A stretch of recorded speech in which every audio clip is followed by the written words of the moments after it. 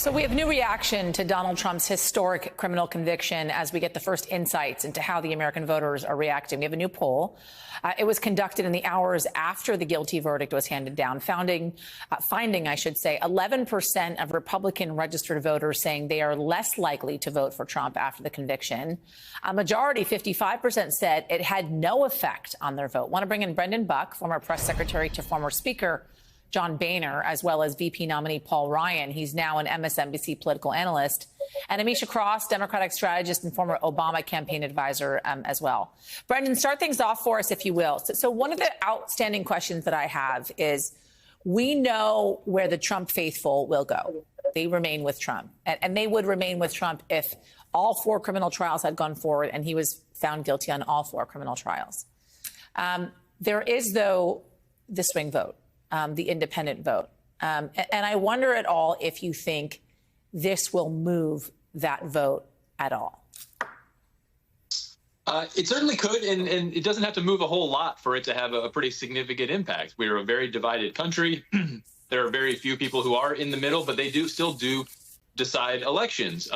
I do want to see a lot more data before we make any decisions. You know, any poll that comes out sort of in the immediate aftermath is going to be a little noisy because, you know, the news is so right in front of you.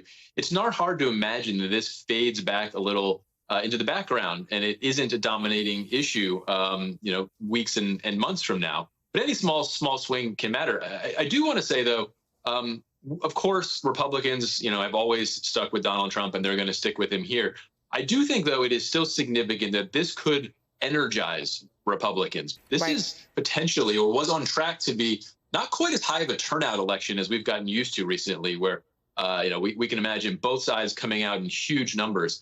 There's been less interest in this election, less people paying attention. People are sort of sick and tired of it. If Republicans are now energized, and it sure seems like they are, I think that is a pretty significant boon to Donald Trump in a way that I'm not sure you can say Democrats are as energized by this ruling as Republicans sure seem to be. So I'm going to pick up on that with Amisha in just a moment about kind of how Democrats kind of capitalize on this moment. But I do think you're right in that when you think back to all of the indictments, this is something that I've talked about last week, his poll numbers skyrocketed after each and every indictment.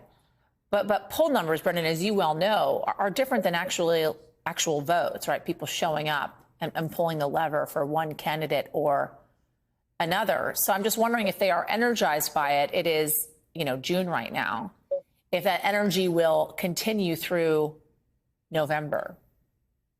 Well, obviously, one of the big challenges Donald Trump has been facing is there's a lot of Republicans who haven't been with him. Nikki Haley continues to poll 15 and 20% long after she's dropped out. We'll see what data looks like, but this could have the effect of pulling together all of those Republicans or more of those Republicans and saying, you know, I want to be part of this team. This is, you know, I think this is overreach, or at least, you know, this is unfair in some way. And that could be, again, in small margins. If there's enough people who say, OK, now I'm going to throw in with him, that could be significant. So let's Amisha, talk about how Democrats use this to their advantage, right? And who uses it to their advantage? Because I think this is key here, right? Because do you have President Biden out on the campaign trail talking about how he's running against someone who has just been convicted on 34 felony counts?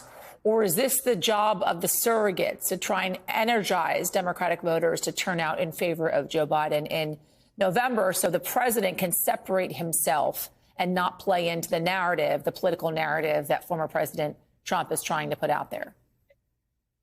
Yasmin, it is exactly the latter. What we're seeing and what we're going to expect to see ongoing is that the Biden surrogates are going to be the ones creating that contrast and lifting up the criminality that former President Trump currently finds himself in. With that being said, the Biden camp and President Biden himself, because of the fact that we've seen Donald Trump try to instigate that President Biden somehow influenced this decision, that President Biden is the reason he got charged, that President Biden is pulling the puppet strings and is the reason why he was found guilty of these felonies, all of them, and convicted on all counts.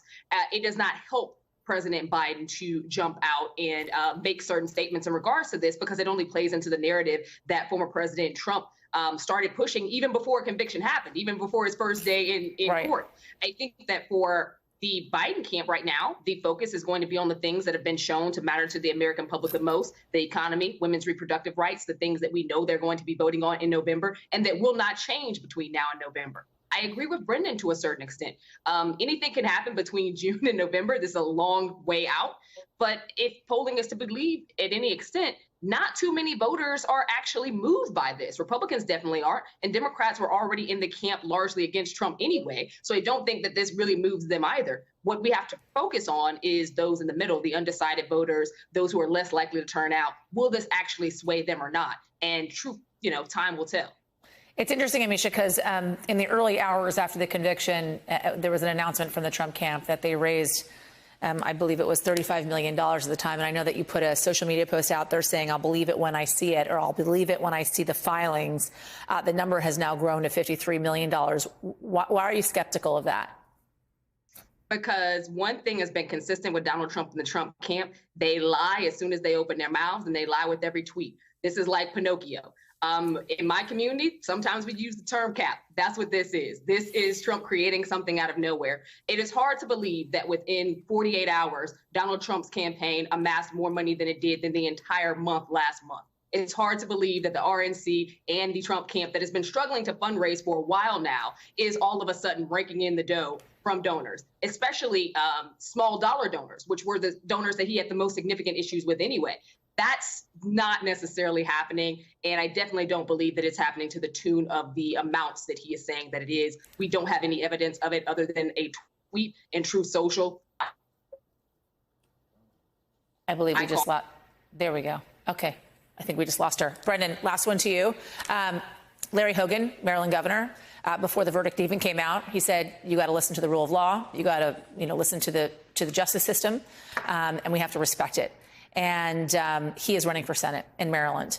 After the verdict came out, a top Trump campaign advisor tweeted out, you descended your campaign.